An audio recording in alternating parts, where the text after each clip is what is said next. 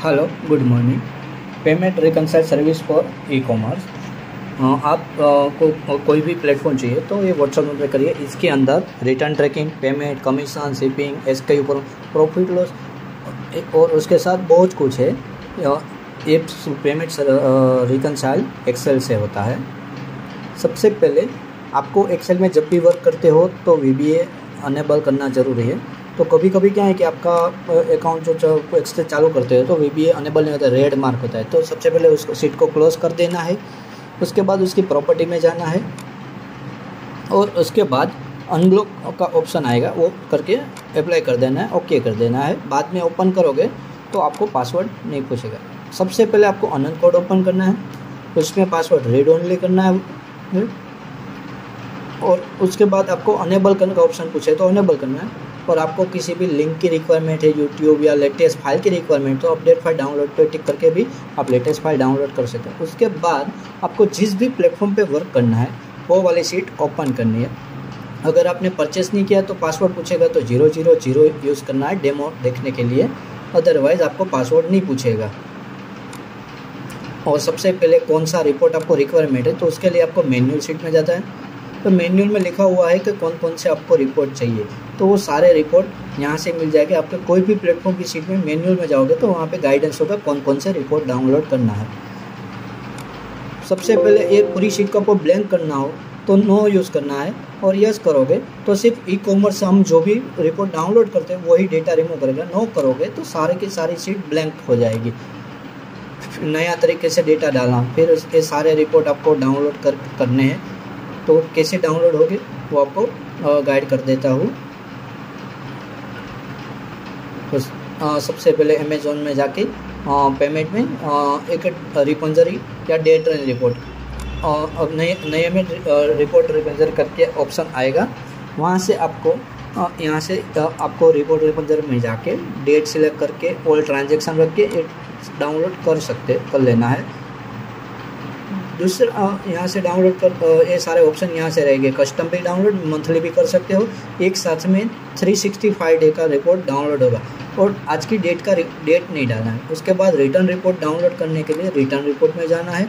यहाँ पे जाके आपको यहाँ से आप 2-2 मंथ करके रिपोर्ट डाउनलोड कर सकते हो। सिर्फ 2 मंथ का रिपोर्ट एक साथ में अमेज़ॉन देगा। तो हम यहाँ से 2 मंथ सिलेक्ट कर लेते हैं और बाद में फाइल जनरेट करने के लिए रख देंगे। और हमेशा आपको TSV फॉर्मेट डाउनलोड करना है, XML नहीं करना है। उसके बाद हमें अमेज़ॉन FBA का रिपोर्ट चाहिए तो एक यहाँ से भी फुलफिलमेंट में जाके कस्टमर रिटर्न का ऑप्शन सिलेक्ट कर लेना है और वहाँ पे जाके भी आपको डाउनलोड करना है। तो आप यहाँ से जाके डाउनलोड, यहाँ से भी आप 365 डे का एक साथ में कर सकते हो। हाँ, आपकी जितनी रिक्वायरमेंट हो उतना करना है। एक साथ में करना चाहो तो एक साथ में। और यहाँ पे CSV फॉर्मेट डाउनलोड करना है और रिपोर्ट मेन्यू मिलेगा। और आपका सेलोफ्लेक्स है तो सेलोफ्लेक्स में रिटर्न में जाके आपका रिटर्न रिपोर्ट डाउनलोड करना है। यहाँ से जाके डाउनलोड करना है। यहाँ से डेट लिख देनी है, जिस भी डेट की आपकी रिक्वायरमेंट हो वो डेट, और बाद में वो रिटर्न आप डाउनलोड का ऑप्शन दबाओगे तो डाउनलोड वाले सेक्शन में आएगा और वो डाउनलोड वाले सेक्शन का आपको डाउनलोड रिपोर्ट कर देना है। तो इस तरीके से आपको जितने भी रिपोर्ट डाउनलोड करे हैं वो सारे के सारे रिपोर्ट डाउनलोड कर लेना है। इसके बाद हमें सबसे पहले क्या करना है, तो नया डेटा डालने के लिए यहाँ सबसे पहले हमें दिखाना है कि कौन सी जगह पे हमारा रिपोर्ट सारा डाउनलोड करते हैं वो डालना है।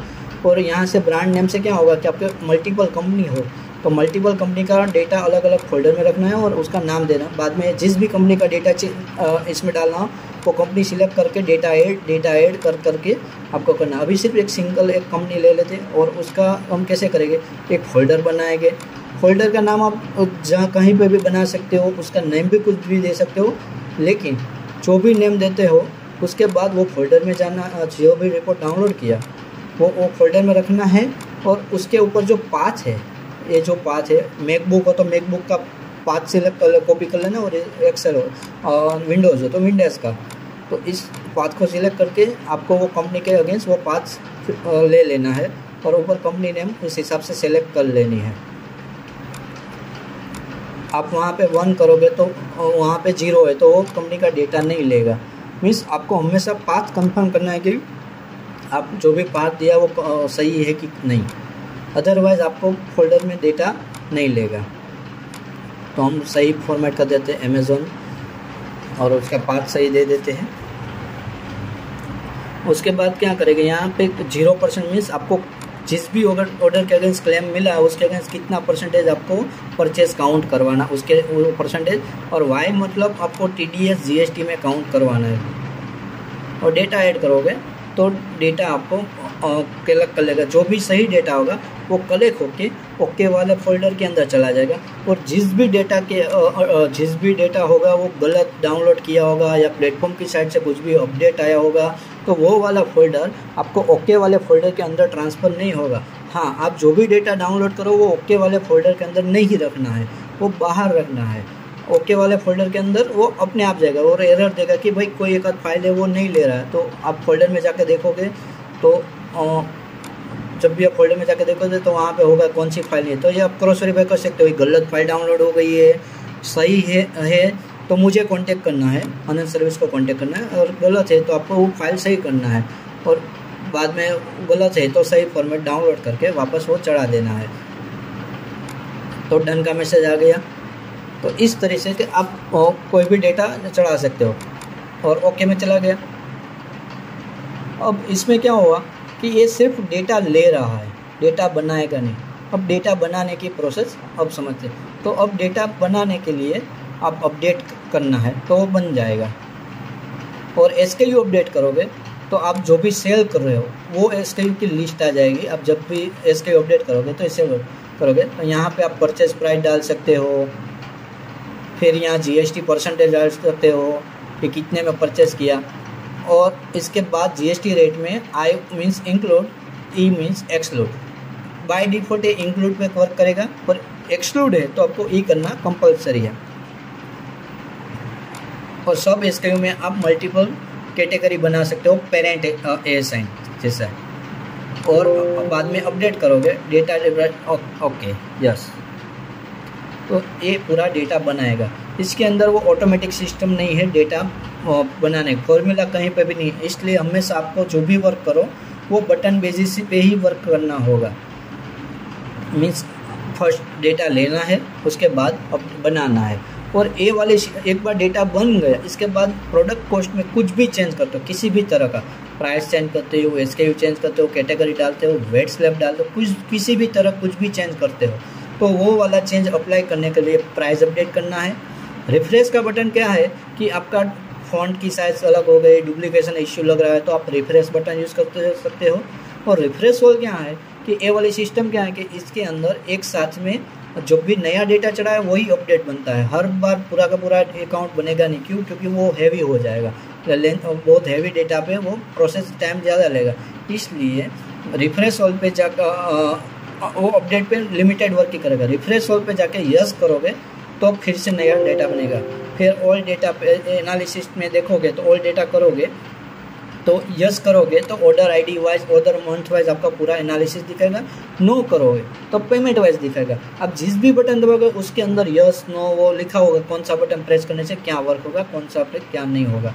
तो इस तरह से एक एनालिसिस रिपोर्ट मिलेगी। सेल क्वांटिटी, रिप्लेस क्वांटिटी, ये हुआ पेमेंट वाइज। ऑर्डर मंथ और OD means order month, PY means payment month. Order month क्या है कि जिस भी मंथ में ऑर्डर गया उसके हिसाब से सारा रिपोर्ट दिखाएगा, चाहे उसका पेमेंट किसी भी मंथ में आए। देखो हम दिखा देता हूँ तो हमने जनवरी सिलेक्ट किया तो ये जनवरी का, लेकिन यहाँ 3 मंथ क्यों दिखा रहा है? क्योंकि वो पेमेंट मंथ वाइज दिखा रहा है कि पेमेंट जनवरी, फरवरी और मार्च, ये 3 मंथ में जनवरी क्लियर हुआ है, इस हिसाब से हुआ है। बाद में यहाँ स्टेटस भी दिखाएगा, कौन सा स्टेटस देखना है, कैसे देखना है, फिर सेफ्टी क्लेम क्या हुआ, एडजस्टमेंट क्या हुआ, सारा डिटेल आपको एनालिसिस के रूप में दिखाएगा। बस आप ऊपर जो जो सिलेक्ट करोगे उतना ही डेटा आपको नीचे दिखाएगा। रिप्लेसमेंट करोगे तो रिप्लेसमेंट, सेल करोगे तो कंप्लीट कस्टमर को जो डिलीवर हुआ वो इतना ही डेटा दिखाए। उसके बाद कुरियर रिटर्न, कस्टमर रिटर्न और भी स्टेटस डीप में देखना तो उसके लिए, और सारे स्टेटस के ऊपर एक राउंड बटन है वो प्रेस करोगे तो वो नीचे, उसके नीचे जितने भी स्टेटस है ना उस हिसाब से सेट हो जाएगा। सब कुछ सारी डिटेल है। चाहे किसी भी प्लेटफॉर्म में देखो, फ्लिपकार्ट, मीशो, अमेजोन, मिंत्रा, कोई भी प्लेटफॉर्म, सब प्लेटफॉर्म यही सिस्टम से वर्क करेगा। यहाँ बाद में आप आगे जाओगे तो ये पूरी चार्जेस लिस्ट आएगी कि सेल में कितना गया, कमीशन में कितना गया, FBA में कितना गया, पिक एंड पैक फी हो तो pick and pack fee, GST, means totally चीज़ यहाँ आगे आ जाएगी। उसके बाद रिटर्न स्टेटस देखना कि रिटर्न स्टेटस क्या है, हमें वापस मिल चुका है कि नहीं मिल चुका, कितना मिलना बाकी है, कितने ऑर्डर के अगेंस्ट क्लेम कर सकते हो। अमेजोन में क्या है कि 45 से लेकर 75 डे तक ही आप क्लेम कर सकते हो, उसके बाद भी क्लेम नहीं कर सकते, उससे पहले भी क्लेम नहीं कर सकते, तब तक हमें वेट करना है। ओके क्लेम का मतलब क्या है कि इसके अगेंस्ट क्लेम आया। पेंडिंग का मतलब ऐसा है कि ये अभी इन ट्रांजिट में है। फिर WR जहाँ पे लिखा होगा, मतलब WR मतलब हमने रिटर्न का जो भी रिपोर्ट चढ़ाया है वो रिटर्न रिपोर्ट हमारे पास उसका नहीं है, बस हम पेमेंट के बेस पे बोल रहे हैं कि भाई ये आएगा नहीं आएगा। वो WR मीन्स हमारे पास रिपोर्ट नहीं है। फिर ऑर्डर ID वाइज रिपोर्ट देखना तो ऑर्डर ID पे टिक कर सकते हो। तो ये पूरा रिपोर्ट जो है वो ऑर्डर ID वाइज कन्वर्ट होगा। पर ऑर्डर ID आपको एनालिसिस रिपोर्ट देगा, कौन सी ऑर्डर ID पे क्या प्रॉफिट लेस है, क्या कमीशन है, वो सारी डिटेल आपको मिलेगा। फिर SKU वाइज करोगे, यस फॉर करोगे तो कैटेगरी होगा, नो करोगे तो SKU वाइज होगा। तो हमने करंटली नो किया तो वो SKU वाइज आपको रिपोर्ट दिखाएगा। तो कौन से SKU फास्ट है, कौन से स्लो है, पूरी एनालिसिस आ जाएगी। Return, replacement, hand over, safety claim, profit, return percentage, वो सारी डिटेल आपको मिल जाएगी, कितना प्रॉफिट है। अब प्रोडक्ट कॉस्ट में जाके परचेस कॉस्ट हम डाल देंगे तो आपको उसके बेसिस पे प्रॉफिट लॉस करना। फिर पेरेंट आपको किस बेसिस में काम आएगा वो यहाँ पे दिखा रहे कि भाई इतना SKU पे B, इतना SKU पे C, मीन्स वो ग्रुप करके आपको सारा डिटेल दिखाएगा कि भाई हमें वो किस तरह का काम होता है। सबसे पहले सब SKU आएगा, उसके नीचे आपको मास्टर SKU है, उसके नीचे सब SKU आएगा, उसके नीचे हमारा प्लेटफॉर्म SKU आएगा। आप ब्लैंक छोड़ दोगे तो प्लेटफॉर्म SKU आएगा। बाकी आपने कुछ भी लिखा होगा तो आप जो भी लिखो वो ग्रुप उस हिसाब से ग्रुप करके आपको सारा डिटेल देगा। अभी हमने बोला कि इस पेज में कुछ भी चेंज करते हो तो प्राइस अपडेट करना कंपलसरी है। तो हम क्या करेंगे, प्राइस अपडेट करेंगे। तो आप जब प्राइस अपडेट करोगे तो पूरी सीट में आपकी जो 100 रुपीज़ के जो भी अपने परचेस कोड है वो आप आ जाएगी। हाँ, आपकी यहाँ परचेस कोड आपको VLOOKUP लगा के आपको फॉर्मूला लगा के आती है तो वो कहीं से भी आप ले सकते हो, लेकिन इसके अंदर आपको थोड़ा बहुत प्राइस 5-10 रुपये ज़्यादा रखना है, क्योंकि पैकेजिंग चार्ज होगा। रिटर्न आया तो रिटर्न में कभी कभी दूसरी प्रोडक्ट आती है, बॉक्स टूटा हुआ, तो उसके हिसाब से थोड़ा बहुत वो करना है। और अपडेट करोगे तो इस हिसाब से प्राइस आएगा। देखो यहाँ ग्रुपिंग हो गया। अभी आपने A के अंदर जितने SKU रखे तो उसकी लिस्ट आ जाएगी, B के अंदर जितने रखे होगे उसकी लिस्ट आ जाएगी। तो इस हिसाब से आपको ग्रुप हो जाएगा आपकी एनालिसिस के लिए कि भाई हमें कौन सा ग्रुपिंग चाहिए। उसके बाद स्टेट वाइज देखना हो, स्टेट वाइज हो जाएगा। पेमेंट डेट वाइज करोगे तो पेमेंट डेट वाइज हो जाएगा। तो अभी ये हो गया state wise report. Date payment date wise हो गया। अब पेमेंट डेट वाइज ये रिपोर्ट हो गया। अभी इसको पेमेंट की डेट आगे पीछे थी तो ग्रीन बटन दबा तो शॉर्टिंग हो जाएगा, हाईएस्ट टू लोएस्ट। रेड होगा तो लोएस्ट टू हाईएस्ट मीन्स हो जाएगा। जिस भी फिल्टर करना है स्टेट वाइज करोगे तो स्टेट वाइज हो जाएगा।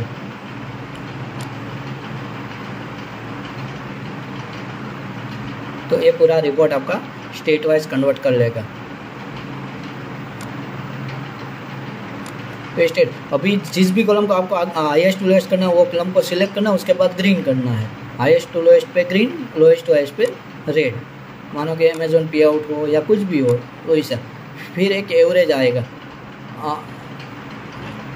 रेड करोगे तो लोएस्ट टू हाईएस्ट जो है तो इसकी वाइज ऊपर दिखा देंगे। फिर हमें लोएस्ट टू हाईएस्ट करेंगे। तो फर्स्ट ऑफ ऑल हमने SKU वाइज रिपोर्ट कन्वर्ट कर लिया। फिर उसमें स्लैब वाइज हमें देखना है कि कौन से स्लैब की प्रोडक्ट कितनी जा रही है। एक साथ में देखना है कि करना है तो ऊपर का रेड बटन प्रेस करना है।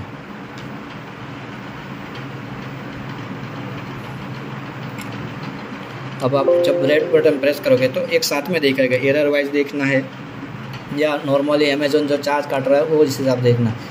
तो अभी ये नॉर्मली जो अमेजोन चार्ज कर रहा है इस हिसाब से आपका वेट स्लैब आ गया कि कौन से स्लैब में कितना यूनिट हमारा बिका है। तो तुरंत हमें समझ में आएगा कि हमारी प्रोडक्ट क्या जाए। तो यहाँ से भी आपको डायरेक्ट समझ आए। अदरवाइज़ आपको एरर वाइज देखना है तो एरर वाइज के लिए आपको नो प्रेस करना।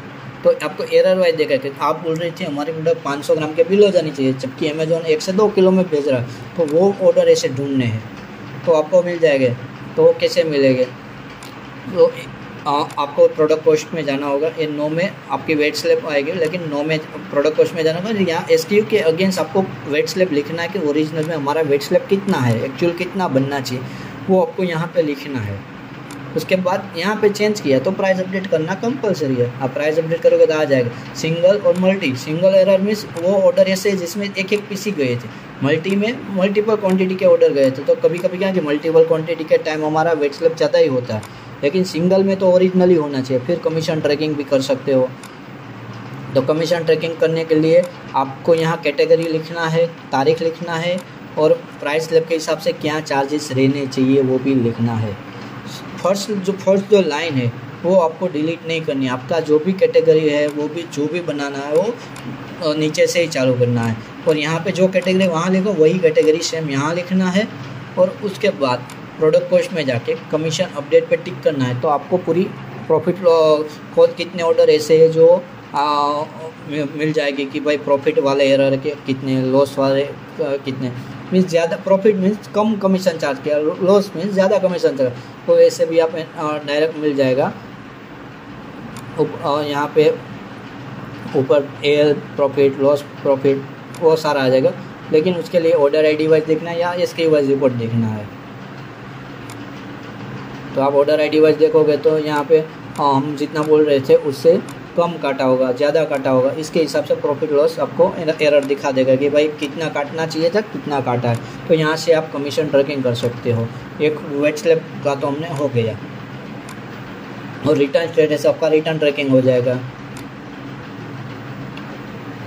तो इस तरीके से आप कमीशन ट्रैकिंग भी कर सकते हो। इसके अलावा भी इसके अंदर रिटर्न रीज़न भी देख सकते हो। तो रिटर्न रीज़न सेलर फ्लेक्स को सिर्फ हो तो आपको रिटर्न रीज़न नहीं दिखेगा, अदरवाइज इजी शिप और FBA का आपको रिटर्न रीज़न मिल जाएगा कि कौन से रीज़न की वजह से, रिटर्न रीज़न की वजह से आपका प्रोडक्ट रिटर्न आ रहा है। तो आपको रिटर्न का एक्चुअल चेक करना है कि भाई रिटर्न हमारा क्यों आ रहा है, तो उसके बेसिस पे कर सकते हो। कोई भी प्लेटफॉर्म हो उसका रिटर्न चार्ज हैवी होता है, तो हमेशा हमें आपका प्रॉफिट को कंट्रोल करने के लिए एडवर्टाइजमेंट होती है और एक रिटर्न होता है। वो 2 चीज़ कंट्रोल करने पे आपका प्रॉफिट इंक्रीमेंट हो, क्योंकि क्या है कि मोस्ट ऑफ हमारा प्रॉफिट तो हैवी ही होता है, लेकिन रिटर्न का चार्ज और एडवर्टाइजमेंट वो अदर एक्सपेंशन की वजह से हमारा जो प्रॉफिट है वो डाउन हो जाता है। फिर कोई भी ऑर्डर की डिटेल चाहिए तो उसको प्लस करके कर सकते हो। प्लस या ऊपर से भी प्लस माइनस करो, plus means expanse, minus means collapse कर लेगा, और अदरवाइज राइट क्लिक करके भी कर सकते हो वो काम। फिर कोई भी ऑर्डर को आपको फिल्टर करना है तो यहाँ पे ऑर्डर ID लिख दो और ऊपर भी ऑर्डर ID करो, तो आपको ऑर्डर ID फिल्टर हो जाएगा। SKU करना है तो सेम SKU में मीन्स जिस भी कॉलम को डेटा को फिल्टर करना है वो कॉलम पे जाके सिलेक्ट करके कॉपी करके यहाँ फिल्टर वाले पे जाके वो प्रेस करना है, तो वो फिल्टर हो जाएगा। और फिल्टर वाला बटन दबा के यस करोगे तो जो भी फिल्टर आपने किया नहीं पता कि कहाँ पे फिल्टर किया, तो वो फिल्टर हट जाएगा।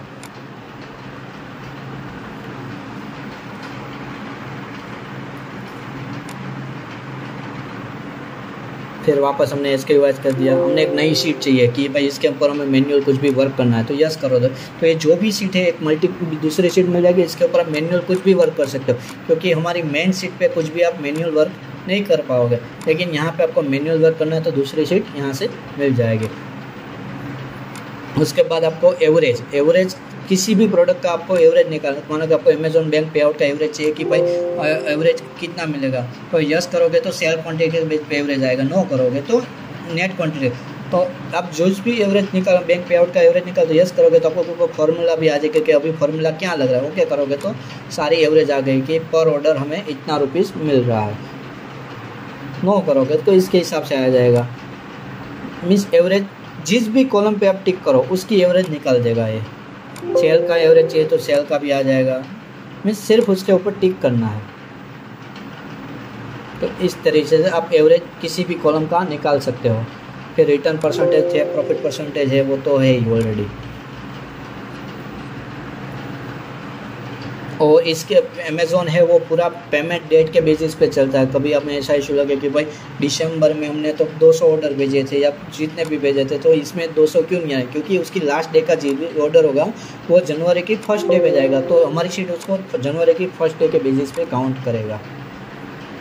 तो ये पूरी जो सिस्टम है वो शिप डेट के बेस पे चलती है अमेज़ोन की। और अमेज़ोन में कभी भी आप कौन से ऑर्डर का पेमेंट बैंक में आया वो पता नहीं कर सकते। हाँ, वो जो दिखा रहा है कि अमेज़ोन पे आउट जो दिखा रहा है वो आपके बैंक में वो अमेज़ोन आपको देगा, और टोटल रिसीव बैंक पेमेंट है वो आपके बैंक में आ चुका है अभी तक का। तो इस तरह से ये पूरी शीट बन जाएगी। और उसके बाद यहाँ से ओके में क्या है कि आपको सॉर्टिंग करना है कि ये ऑर्डर हमें नहीं देखना है, ये क्लियर ही है अभी, तो वो ऑर्डर आईडी आपको क्लियर ओके करके आपको वहाँ पे पेस्ट कर सकते हो कि भाई ये ऑर्डर क्लियर है। कोई भी स्पेसिफिक मंथ आप सिलेक्ट कर लो, जिस भी हिसाब से ऑर्डर आपको देखना हो उस हिसाब से आप फिल्टर कर सकते हो, उस हिसाब से ही नीचे ऑर्डर दिखाता जाएगा। फिर ऑर्डर आईडी वाइज कर लो, HKU वाइज कर लो, मीन्स फिल्टर लगा के जिस भी हिसाब से कन्वर्ट करना चाहो उस हिसाब से रिपोर्ट कन्वर्ट कर, बस इतना ही ऑर्डर आपको एनालिसिस के रूप में दिखाएगा।